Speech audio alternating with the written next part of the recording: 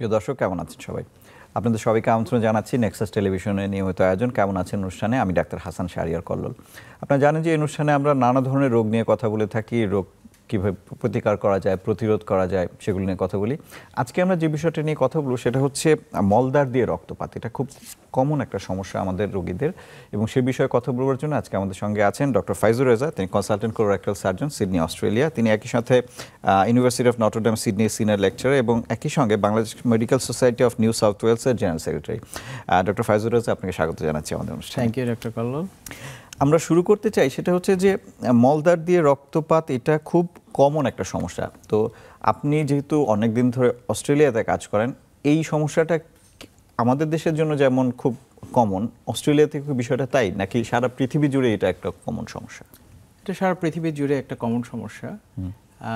মলদ্বার দিয়ে রক্ত যাওয়া, যেটা আমরা মেডিকেলের ভাষায় বলি rectal bleeding, most of the time it's nothing sinister, বা এমন কোনো বড় বিপজ্জনক কিছু না, কিছু বিনাইন কন্ডিশনের কারণে হতে পারে। এবং এই সমস্যা এতটাই common, according to literature, it's almost like 50% people at the age of 50, they would experience at least 1 থেকে 2 এপিসোড অফ রেকটাল ব্লিডিং। তার মানে হচ্ছে 50 বছর বয়স হতে হতে প্রায় মানে 50% মানুষ কোনো না কোনো সময় জীবনে একবার অন্তত পক্ষে এটা অভিজ্ঞতা থাকে। That's exactly right. So it's as common as like 1 in 2 at the age of 50. So এটা দেশে এবং বিদেশে দুই জায়গাতেই কমন। তবে বুঝতে হবে যে আমাদের সোশ্যাল কিছু ট্যাবু থাকে এবং প্রাইভেসি বা অনেক কিছু কারণে, বিশেষ করে মহিলারা বা অনেকে হয়তো এই সমস্যাটা সহজে ডাক্তারের কাছে এটার জন্য যেতে চান না। এটা মনে রাখতে হবে, আন্ডারলাইং ইটিওলজি বা কজ এমন কিছু ডেঞ্জারাস হতে পারে যেটা আর্লি স্টেজে রিপোর্ট না করা হলে it can be quite detrimental and life threatening. So depend করে হচ্ছে আন্ডারলাইং কজের উপরে। তবে in general I would say it's very common, but not to be ignore about this problem. তার মানে হচ্ছে যে আপনার এটা যখনই হবে তখনই আসলে চিকিৎসকের কাছে যাওয়া উচিত। অবশ্যই, কারণ আমাদের দেশের পার্সপেক্টিভ এটা খুব গুরুত্বপূর্ণ। কারণ হচ্ছে আপনিও এখানে অনেক বছর চিকিৎসা মানে আপনি চিকিৎসক হয়েছেন এই দেশে, ঢাকা মেডিকেলে। তো আপনি নিশ্চয়ই দেখেছেন যে আমাদের দেশের রোগীরা কিন্তু শুরুতে দেখা যাচ্ছে ফার্মেসির একজন লোকের কাছে আছে, যে বলছে আচ্ছা আমার তো মলদ্বার দিয়ে রক্ত আসছে, আমি কি খাবো? তিনি হয়তো একটা ওষুধ দিয়ে দিলেন, সেই ওষুধটা খেয়ে এটা হয়তো এটা বন্ধ হয়ে গেল, একাই বন্ধ হলো বা ওষুধের কারণে বন্ধ হলো, তিনি আর এটাকে গুরুত্ব দিলেন না। সুতরাং এটা খুব গুরুত্বপূর্ণ। আচ্ছা, আপনি বলছিলেন যে এর মধ্যে কিছু কারণ আছে যেটা খুবই গুরুত্বপূর্ণ বা মারাত্মক, এবং কিছু হয়তো, তো কোন কোন কারণে আসলে মলদ্বার দিয়ে রক্তপাত হতে পারে? প্রথমে বুঝতে হবে যে মলদ্বার দিয়ে রক্ত যে ব্যক্তি বা যে পেশেন্টে যাচ্ছে তার এইজটা একটা খুব ইম্পর্টেন্ট ফ্যাক্টর।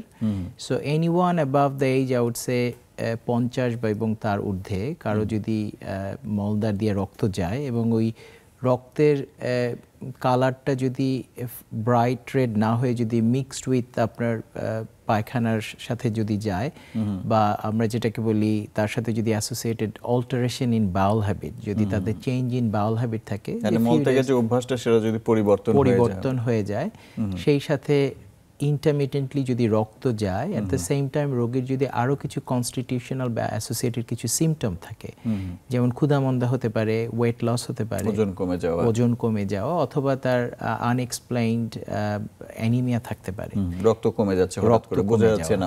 অনেক রোগী কিন্তু এরকম আসে যে দুর্বল, রক্ত কমে যাচ্ছে, দু একবার ব্লাড ট্রান্সফিউশনও হয়েছে, অবশ্যই, কিন্তু দেখা যাচ্ছে যে তারা হয়তো রক্ত বাড়ার ওষুধ খাচ্ছে বা এগুলো করছেন, রক্তরোগ বিশেষজ্ঞের কাছে আছেন, কিন্তু আসলে এটা যে কারণটা কি, মূল কারণে সন্ধানে যাচ্ছেন না।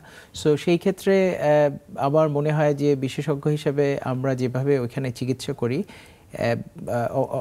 আমি পশ্চিমা বিশ্ব বা ওয়েস্টার্নাইজড ওয়ার্ল্ড ইনক্লুডিং আমেরিকা এবং অস্ট্রেলিয়া, নিউজিল্যান্ডে কনটেক্সট এবং ওদের ট্রিটমেন্ট স্ট্রাকচারের প্রোটোকলটা অনেকটা সেম, একই রকম। এই ধরনের সমস্যায় রোগীরা প্রথমে প্রাইমারি কেয়ার ফিজিশিয়ান বা জেনারেল প্র্যাকটিশনারের কাছে যায়। তো তারা ইনিশিয়াল ইনভেস্টিগেশনটা, ওয়ার্কআপটা করে এবং তারা এক্সামিনেশনের পর তারা অ্যাপ্রোপ্রিয়েট স্পেশালিস্টের কাছে রেফার করে। অনেক সময় যদি রোগীর বয়স খুবই কম হয় এবং 1 to 2 এপিসোড হয়, 1 থেকে 2 বার, এবং অ্যামাউন্ট অতটা অ্যালার্মিং যদি না থাকে, তার মানে আমি বোঝাতে চাচ্ছি যেটাকে আমরা সার্জিক্যাল ল্যাঙ্গুয়েজে বলি কোনো রেড ফ্ল্যাগ সাইন যদি না থাকে, there is nothing to be alarmed of apart from 1 or 2 episode of bleeding, সেই ক্ষেত্রে it can be observe for maybe up to 3 months, but in general they they are refer to specialist. সেই ক্ষেত্রে একটা further investigation করা লাগে বা পরীক্ষা যেটা আমি বলবো সেটা হচ্ছে এন্ডোস্কোপির মাধ্যমে মলদ্বারের রাস্তা দিয়ে ভিতরে দেখা। হ্যাঁ, আচ্ছা, আমরা ওই জায়গাটা একটু পরে যেতে চাই। আর একটু জানতে চাই যে আপনি বলছিলেন অনেক ক্ষেত্রে খুব সাধারণ কিছু কারণে হয়তো রক্তপাত হতো, সেই কারণগুলো কি? কমনেস্ট যে কারণটা যেটার জন্য আমি that is probably the culprit for the largest number of যে মলদ্বার দিয়ে ব্লিডিং যেটা হচ্ছে তার যেটাকে আমরা পাইলস বলে থাকি মেডিকেল টার্মে হেমোরয়েডস। এটা মনে রাখতে হবে হেমোরয়েডস এটা আসলে হচ্ছে শিরা উপশিরা বা যেভাবে আমরা বাংলায় বলে থাকি কেনা ব্লাড ভেসেলস বা ভেইনস, একটা সফট স্ট্রাকচারের উপরে ওটা বেস করে হচ্ছে অ্যারাউন্ড দ্য মলদ্বার বা এনাল ক্যানালের কাছাকাছি থাকে। ওই ভেইন বা ব্লাড ভেসেলসগুলো যখন ইনগোর্সড হয়ে যায় তখন ওখান থেকে ফুলে যায়, তখন ওখান থেকে ব্লিডিং হতে পারে। So haemorrhoids are normal for any human being, but dilated haemorrhoids বা symptomatic haemorrhoids are not normal. So এটা again it depends on the severity of hemorrhoids and the types of hemorrhoid that will be determined by obviously by a surgeon, যেটার জন্য রোগীর further পরীক্ষা নিরীক্ষার প্রয়োজন পড়ে। তো হেমোরয়েডের চিকিৎসা যে সবসময় surgery not necessarily, lot of the time there is an underlying কোনো একটা ফ্যাক্টর বা ট্রিগারিং ফ্যাক্টর থাকে। কমনলি সেটা হচ্ছে কনস্টিপেশন বা কোষ্ঠকাঠিন্য। সো ওই সমস্যা যদি সমাধান করা যায় ওই খোলা ভেইনগুলো যে এটা কমে যেতে পারে। আচ্ছা, হেমোরয়েড বা পাইলস ছাড়া অন্য আর কি কারণে রক্তপাত হতে পারে? হেমোরয়েডসের সাথে সাথে আরেকটা সমস্যা খুব কমন বা coincidental or they can overlap, that is called fissure, anal fissure. ওটা হচ্ছে একটা টিয়ার বা কাটা ফেটে যাওয়া। সেটা হচ্ছে ওই জায়গাটায় ফেটে গেলে ওই জায়গাটা হিল হতে অনেক সময় লাগে। So there is a recurrent বারবার ওই জায়গা থেকে রক্তপাত হতে পারে এবং ওই রক্তপাতটা প্রচণ্ড পেইনফুল হয় যে কারণে ব্যথা থাকে। সো ওইটা যেমন হেমোরয়েড এবং এই সমস্যা দুইটা অনেক সময় কম্বাইন্ডলি থাকতে পারে অথবা আলাদা আলাদা ভাবে হতে পারে। কারেক্ট। এর বাইরে বাউল ক্যান্সার বা রেকটাল ক্যান্সারের একটা সিমটম হতে পারে rectal bleeding, or even anal cancer, পায়খানার রাস্তার কাছাকাছি, সেটা থেকে হতে পারে। এর বাইরে আরও কিছু ছোট ছোট কন্ডিশন থাকে, সেগুলো থেকে হতে পারে। যেমন কারো যদি লিভার ফেইলিয়ার বা পোর্টাল হাইপারটেনশন আমরা যেটাকে বলি, সেখান থেকে লিভার সিরোসিস যদি থাকে, লিভার সিরোসিস থাকে, সেখান থেকে হতে পারে।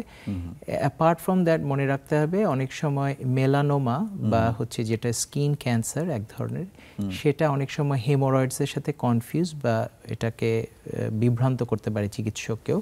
সেই ক্ষেত্রে ওই জায়গা থেকেও ব্লিডিং হওয়ার সম্ভাবনা থাকে। তো যেই ধরনের ক্ষেত্রে আমরা পরীক্ষা নিরীক্ষা করি, আমরা all going back to basic, আমরা রোগীর সাথে ডিটেইল কথা বলি এবং আগে বোঝার চেষ্টা করি যে তার symptom, duration, age and all considering factor, then we move on to the next step. বুঝতে পারছি।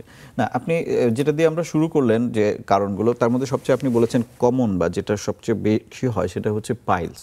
হ্যাঁ, এবং পাইলসের চিকিৎসা কিন্তু আমি যেটা একটু আগেও বলছিলাম যে আমাদের রোগীরা কিন্তু অনেক ক্ষেত্রেই দেখা যায় যে তারা শুরুতে চিকিৎসকের কাছে না গিয়ে আমাদের এখানে ট্র্যাডিশনাল হিলার যারা আছেন বা বিভিন্ন ওঝা, বৈদ্য, বিভিন্ন ধরনের গাছ, শিকড়, বাকড়, কেমিক্যাল অনেক কিছুই কিন্তু ব্যবহার করেন।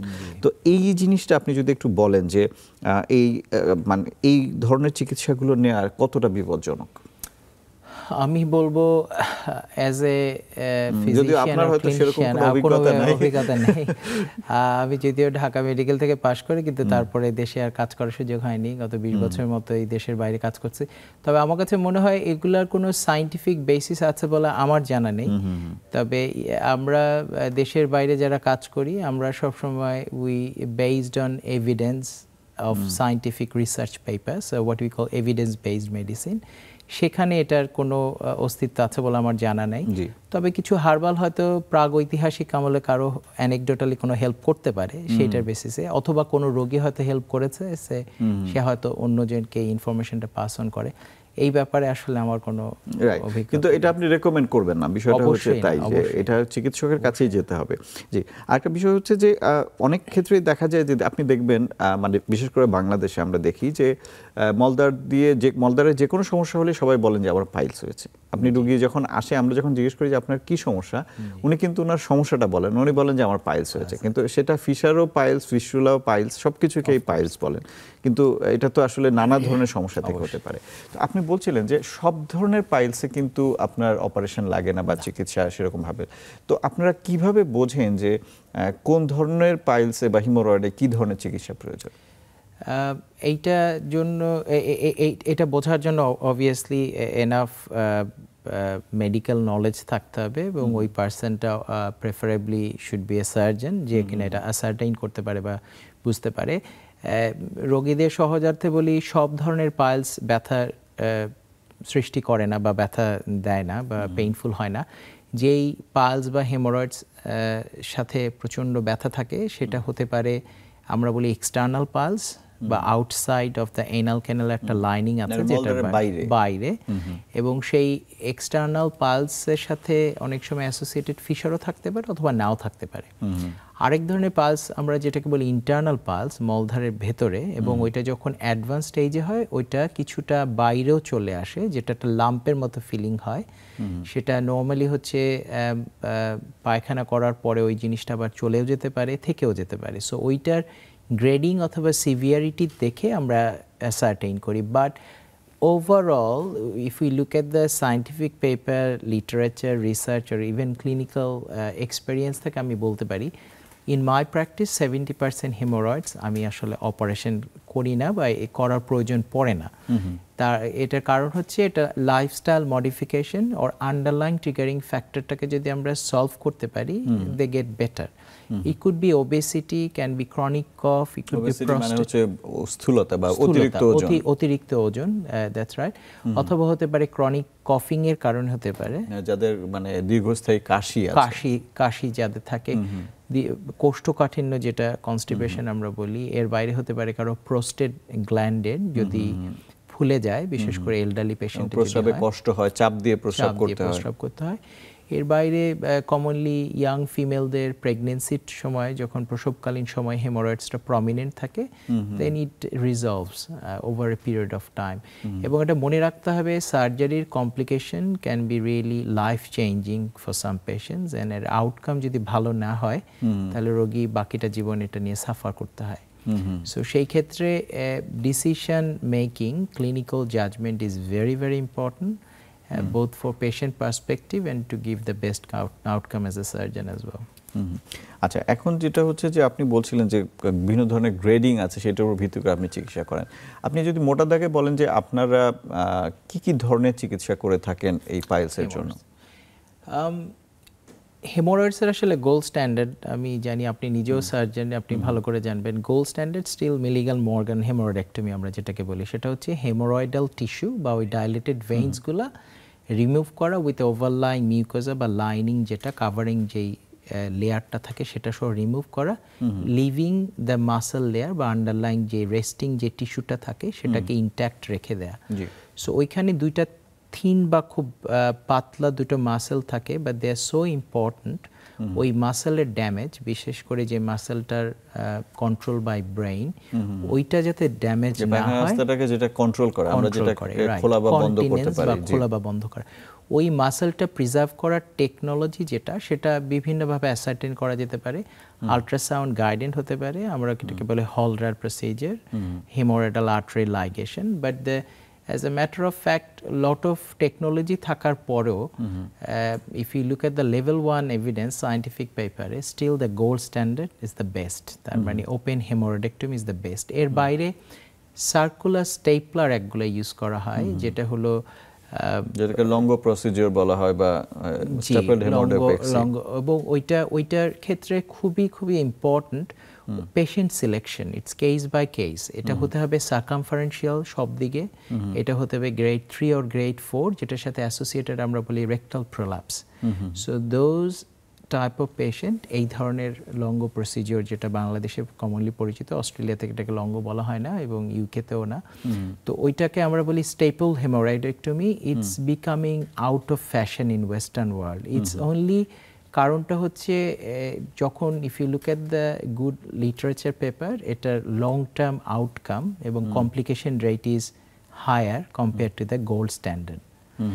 এর বাইরে আল্ট্রাসাউন্ড, যেমন ব্লুটুথ ডিভাইসের মাধ্যমে আল্ট্রাসনোগ্রাফি মেশিন যেটা ইউজ করে সোনোগ্রাফিক্যালি সাউন্ড ওয়েভটা ক্যাচ করে ওই জায়গাতে আমরা স্টিচ আপ করে দিতে পারি ইন সার্কামফারেন্সিয়াল লেয়ারে।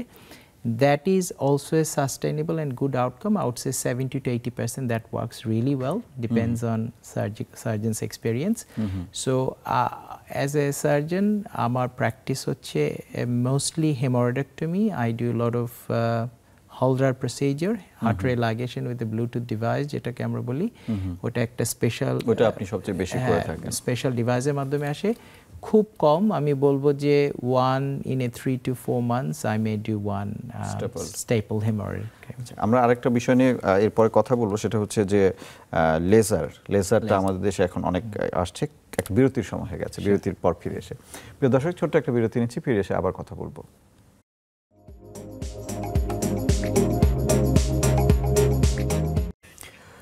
প্রিয় দর্শক, আরেকবার স্বাগত জানাচ্ছি। কেমন আছেন অনুষ্ঠানে? আজকে আমরা কথা বলছিলাম মলদ্বার দিয়ে রক্তপাত এটা নিয়ে, এবং আমাদের সঙ্গে আছেন একজন বিশেষজ্ঞ, যিনি সিডনি অস্ট্রেলিয়াতে কাজ করেন, doctor Faizur Reza, consultant colorectal surgeon.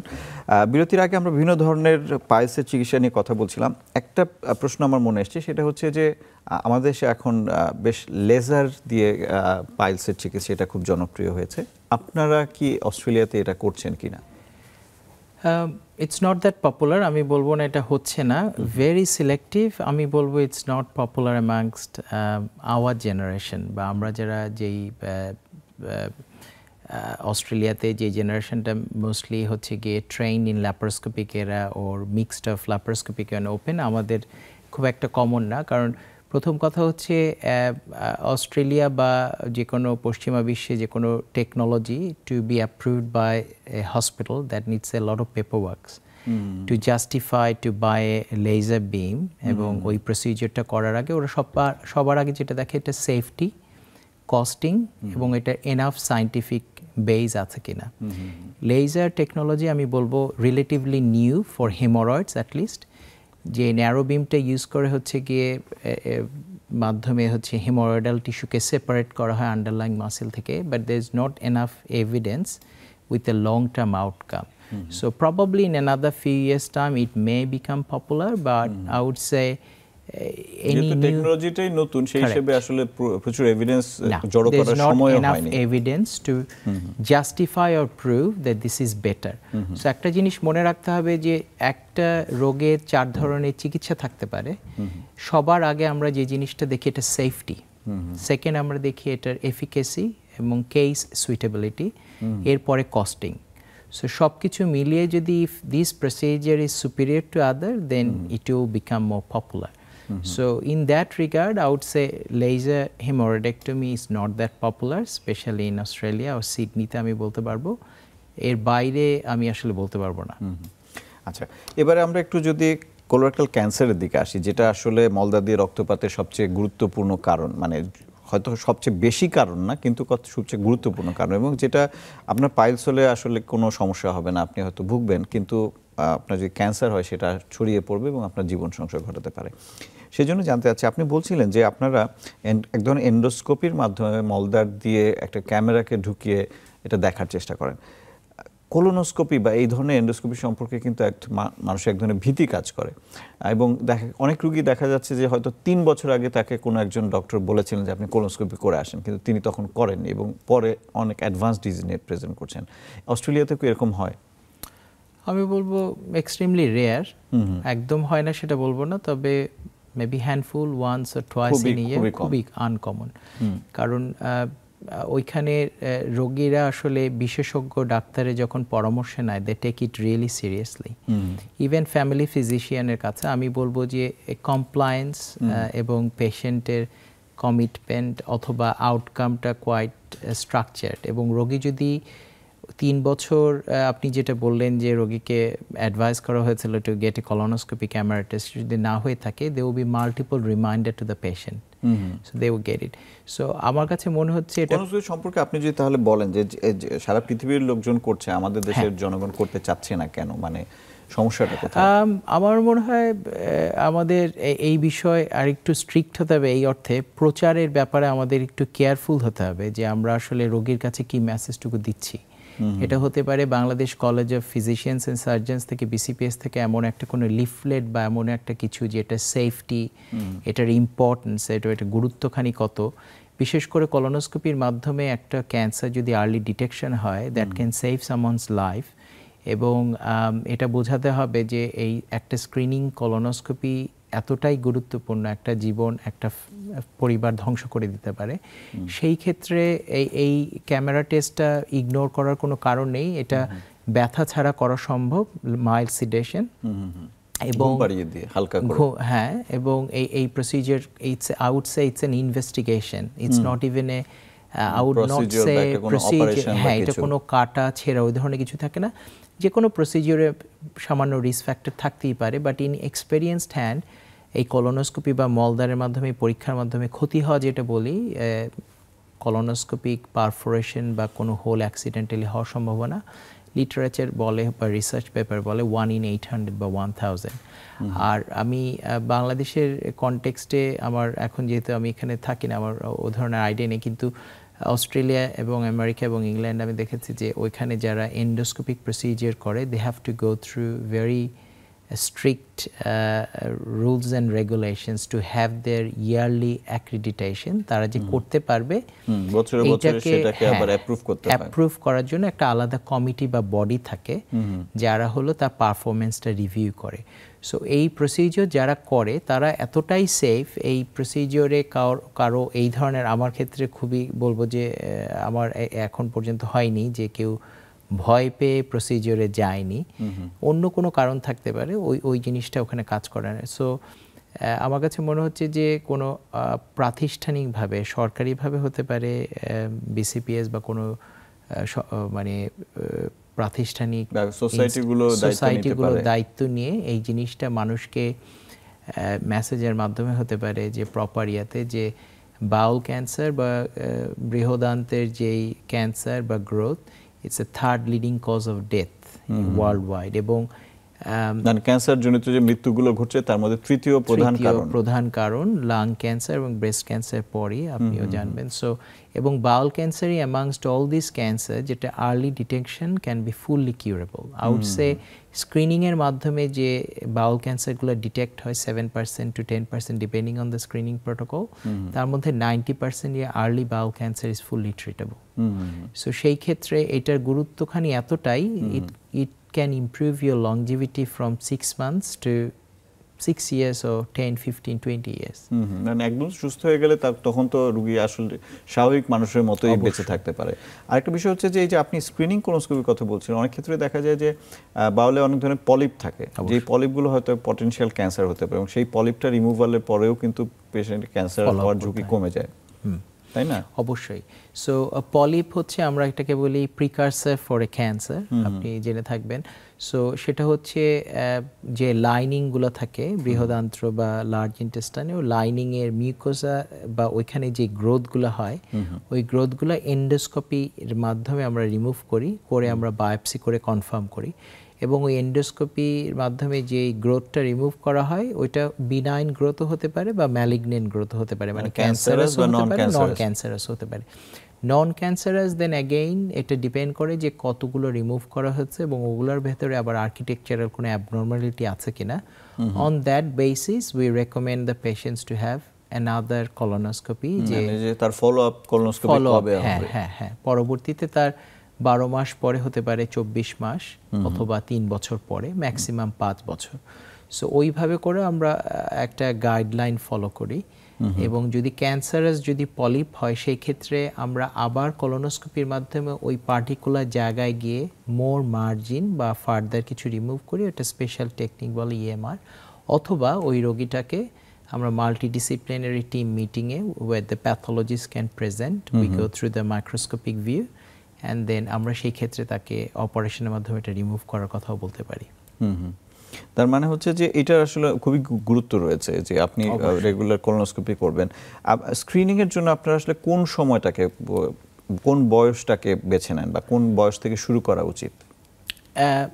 Then again it depends যে পেশেন্টের কোনো ফ্যামিলি হিস্ট্রি বা অন্য কোনো হিস্ট্রি আছে কিনা, তার পরিবারে অন্য কারো ছিল কিনা। হ্যাঁ, কোনো পেশেন্টের যদি কোনো পারিবারিক কোনো হিস্ট্রি বা এমন কোনো রিস্ক ফ্যাক্টর না থাকে, তো সো এখানে আমরা 3টা ক্যাটাগরিতে ভাগ করি। হ্যাঁ, low risk, medium and high risk. So low risk আমি ধরে নিলাম জেনারেল পপুলেশন যার কোনো ধরনের হিস্ট্রি নেই।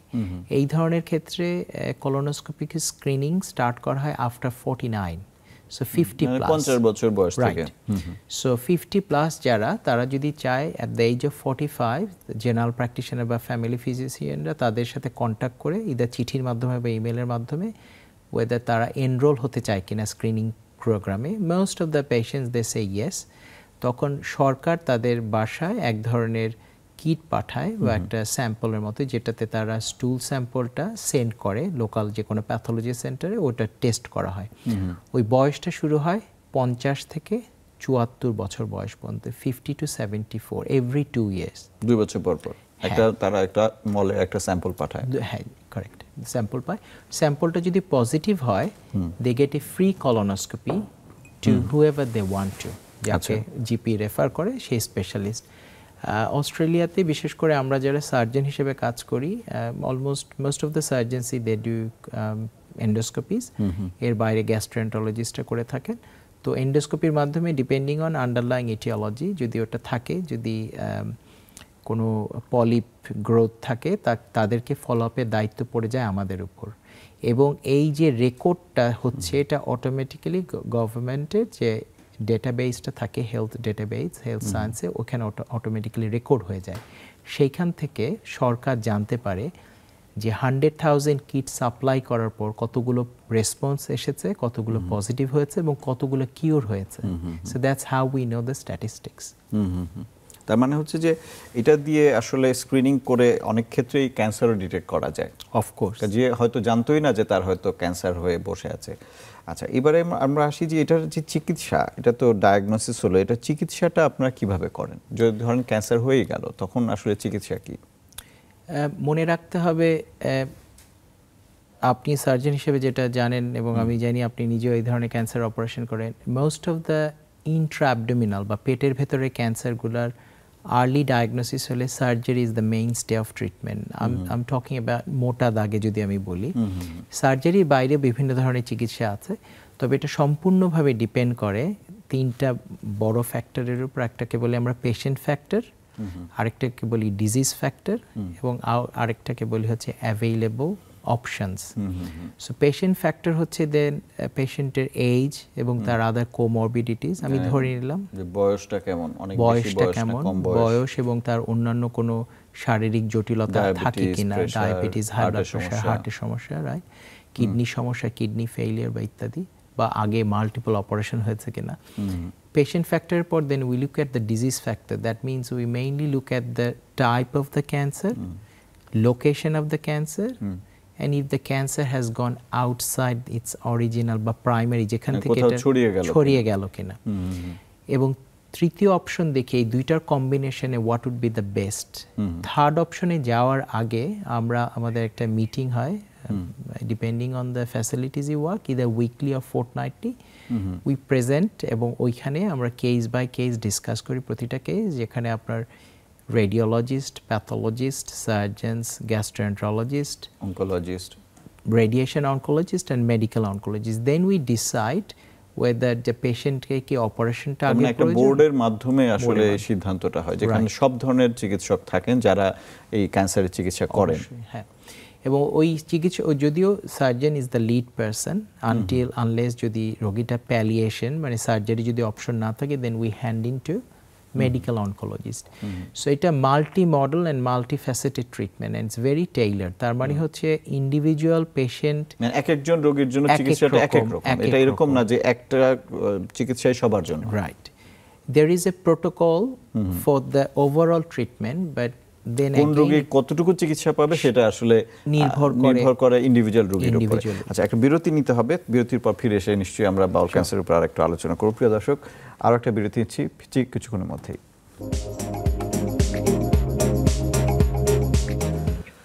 দর্শক, আরেকবার স্বাগত জানাচ্ছি। কেমন আছেন অনুষ্ঠানে? আজকে আমরা কথা বলছি মলদ্বার দিয়ে রক্তপাত। আমাদের সঙ্গে আছেন ডক্টর ফাইজুর রেজা। বিরতির আগে আমরা আসলে বাওয়াল ক্যান্সার বা পায়খানা রাস্তার যে ক্যান্সারগুলো হয় সেগুলো নিয়ে কথা বলছিলাম, এবং আপনি এটার চিকিৎসা কেমন কিভাবে হয় এবং এক একটা রোগীর জন্য যে এক এক রকম চিকিৎসা সেটা নিয়ে বলছিলেন। আপনি যেহেতু সার্জন, আমরা একটু জানতে চাই যে এই মলদ্বারের ক্যান্সারের আধুনিক সার্জিক্যাল কি কি পদ্ধতি আছে? আধুনিক পদ্ধতি আমি বলবো ল্যাপারোস্কোপিক সার্জারি এবং রোবোটিক সার্জারি। এর বাইরে ট্র্যাডিশনাল যেটা ওপেন কাট, যেটা ল্যাপারোটমি করে করা, আমরা যেটাকে বলি মিনিমালি ইনভেসিভ, মানে as minimum as possible in terms of পেটটাকে যত কম কেটে করা যায়। তো সেই ক্ষেত্রে অ্যাগেইন আমরা যেটা করি যে এটা কেস সিলেকশনটা খুব important. Right side of the intestine বা বৃহদান্তের ডান দিকে না বাম দিকে লোকেশন, সেগুলোর উপরে নির্ভর করে আমরা করি। কারণ মনে রাখতে হবে laparoscopic technology is probably for last 30 years or so, whereas robot for last 5 to 10 years. So robotic skill যারা ল্যাপারোস্কোপিক্যালি ভালো কাজ করে, ইন জেনারেল রোবটেও তারা ভালো কাজ করে। It's a part of the deal. যারা ল্যাপারোস্কোপিক্যালি ছোট ফুটা করে রিমুভ করতে পারে, তারা ইন জেনারেল রোবোটিকটাকেও অ্যাটেম্প্ট করে। বাট এটা মনে রাখতে হবে যে robotic surgery is useful for certain type of cancer, specially যদি পেলভিক ডাইসেকশনের ক্ষেত্রে ইটস ভেরি ইউজফুল, অথবা যেই ক্ষেত্রে পেশেন্টের ওবেসিটি বা অন্যান্য ফ্যাক্টরে robot can play a very important role. But on the other hand laparoscopy can give you equal outcome. So আমাদের এইম থাকে হচ্ছে R nought resection, that what we call, মানে কোনো ক্যান্সার পেছনে ফেলে আসবো না। Right, we remove the cancer, এবং ক্যান্সারের সাথে ফিডিং যে ভেসেলগুলা, যে রক্তনালী যেগুলো ফিড করছিল, ওই রক্তনালীগুলা নিয়ে আসে, এবং রক্তনালী নিয়ে আসার সাথে সাথে ওগুলার যে লাইনিং যে লেয়ারে লিম্ফ নোড আপনি যেটা বললেন, ওইটার মাধ্যমে then we ascertain number of lymph node, positivity and etcetera other risk factors, যে ওই রোগীটার পরবর্তীতে কোনো চিকিৎসা লাগবে কিনা। So in terms of technology I would say minimally ইনভেসিভের মধ্যে ল্যাপারোস্কোপিক এবং robotic, this two are common. এইটাই মানে সবচেয়ে আধুনিক চিকিৎসা। আচ্ছা, এরপরে চিকিৎসার মনে করেন যে সার্জারি হয়ে গেল, সার্জারির পরে একটা রোগী কতদিন ভালো থাকবে বা সেটা কিসের উপর নির্ভর করে? ইনিশিয়াল অপারেশনের আউটকামটা অনেকখানি নির্ভর করে ডিজিজ স্টেটাসের উপর। তার মানে হচ্ছে ইন্ট্রাঅ্যাবডোমিনাল বা ইন্ট্রাঅপারেটিভ যে ফাইন্ডিংটা, ওটা থেকে আমরা বুঝতে পারি। বিশেষ করে যদি আর নট আমরা যদি অ্যাচিভ করতে পারি, যদি ক্যান্সার কোনো লেফট বিহাইন্ড না থাকে, ইন জেনারেল উইড এক্সপেক্ট একটা রোগী 5 থেকে 7 দিনের মধ্যে বাসায় চলে যাওয়ার মতো কন্ডিশন থাকতে পারে। But having said that, elderly patient হলে তাকে আইসিইউতে 1 থেকে 2 দিন থাকতে পারে। এবং হ্যাঁ, অবশ্যই বয়স্ক রোগীদের একটা ব্যাপার থাকে, যেমন কারো প্রিভিয়াস যদি হার্ট, লাং বা হৃদযন্ত্র বা ফুসফুসে বা কিডনি যদি কোনো সমস্যা থেকে থাকে, তাদের রিকভারিটা স্লো হতে পারে। তো পরবর্তীতে তাদের হসপিটাল স্টে আউটসে about a week or so, 1 সপ্তাহের মতো, এবং আমরা আশা করি উইদিন 4 to 6 উইক্সের মধ্যে দে ক্যান কমেন্স, তাদের পরবর্তীতে যদি কোনো চিকিৎসা লাগে সেটা শুরু করতে পারে। সেটা হতে পারে in the form of chemotherapy, অথবা অন্য কোনো ইমিউনোলজিক্যাল যদি কোনো ট্রিটমেন্ট থাকে, ইমিউনোথেরাপি বা বায়োলজিক্স বা অন্য কোনো, যদি তারা কোনো ট্রায়াল মেডিসিন নিতে চায় থ্রু এ প্রোটোকল, যেগুলো হলো ক্যান্সার রিসার্চে যেই ট্রায়ালগুলো হয় গ্লোবালি, ওইখানে তারা যদি পার্টিসিপেট করতে চায়, they can get some other medication as well. জি, এইবারে হচ্ছে যে সব শেষে যদি আমরা জিজ্ঞেস করি, সেটা হচ্ছে এই মানে ক্যান্সারগুলো যাতে না হয় সেটার জন্য কি কোনো কিছু আছে যে আপনি বলছিলেন যে লাইফস্টাইল মডিফিকেশন বা জীবনাচরণের পরিবর্তন, সেই পরিবর্তনগুলো আসলে কি, যেটা সবারই মেনে চলা উচিত?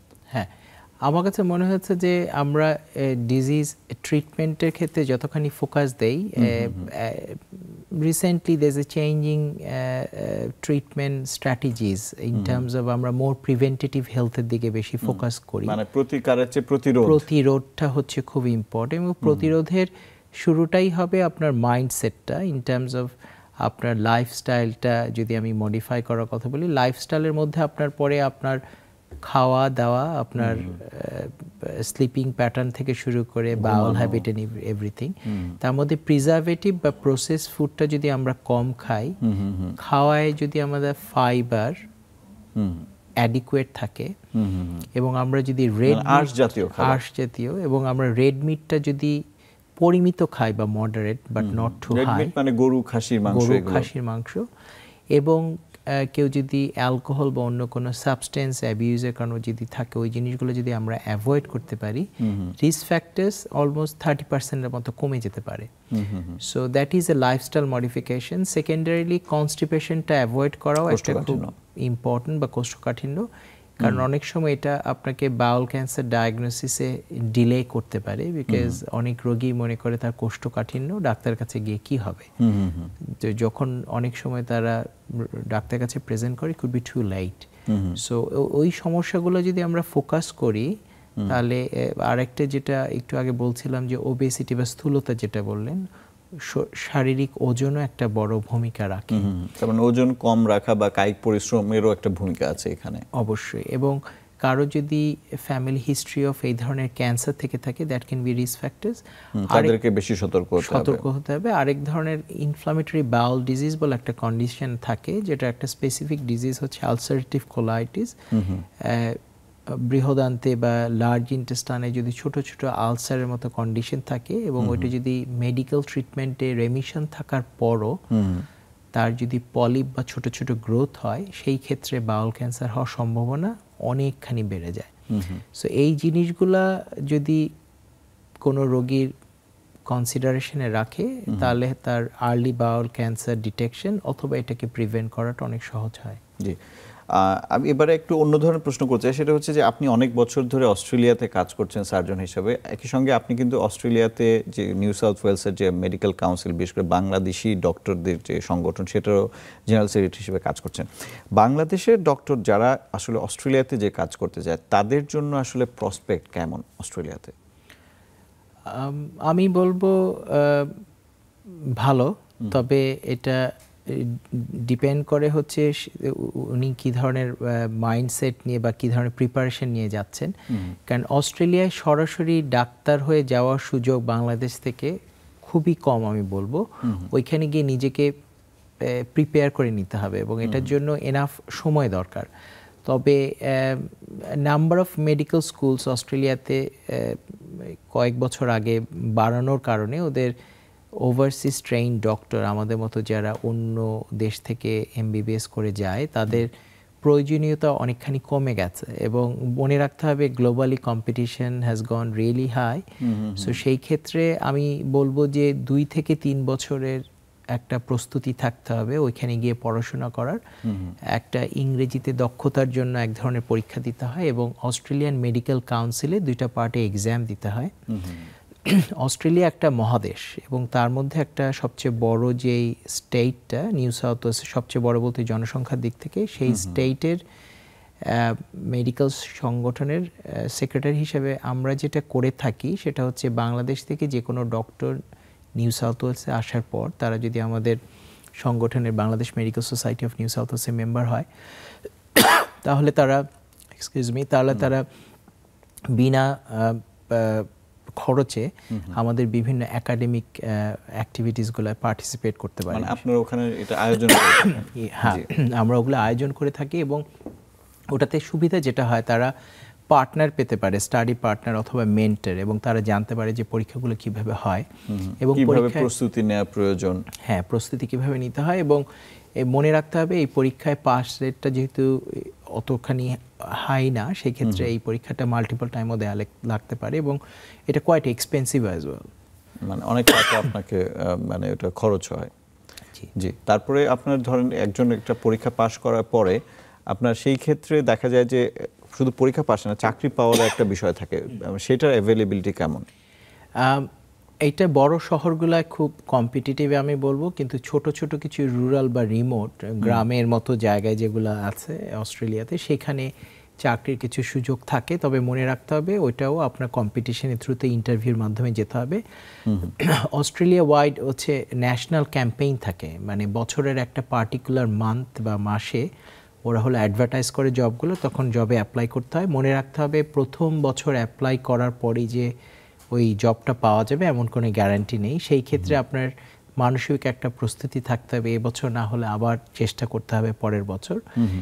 আমেরিকার মতো ডিরেক্টলি ম্যাচিং না হলেও সিমিলার একটা ব্যাপার যে বিভিন্ন স্টেটে যখন জিএমও বা জুনিয়র মেডিকেল অফিসার ক্যাম্পেইন হয় তখন অ্যাপ্লাই করতে হয়। সেক্ষেত্রে প্রস্তুতি থাকতে হয় ইন্টারভিউটা ভালো করার জন্য, সিভিটাকে একটু পলিশ করা এবং অন্যান্য কো কারিকুলার যদি কোনো অ্যাক্টিভিটিস করা যায় এবং একাডেমিক্যালি নিজেকে কীভাবে এনরিচ করা যায় থ্রু প্রফেশনাল ডেভেলপমেন্ট অ্যাক্টিভিটিস বা সিপিডি আমরা যেটাকে বলি, ওগুলোর মাধ্যমে সেই ক্ষেত্রে তারা অনেক দূর এগিয়ে যেতে পারে। তবে আমি বলবো যে ওইখানে আমরা যারা দেশের বাইরে, সত্যি কথা ডিয়াসপোরা আমরা যারা থাকি, আমরা আসলে দেশকে এতটাই মিস করি, দেশের মানুষজনকে আমরা চেষ্টা করি সর্বোচ্চভাবে হেল্প করার জন্য।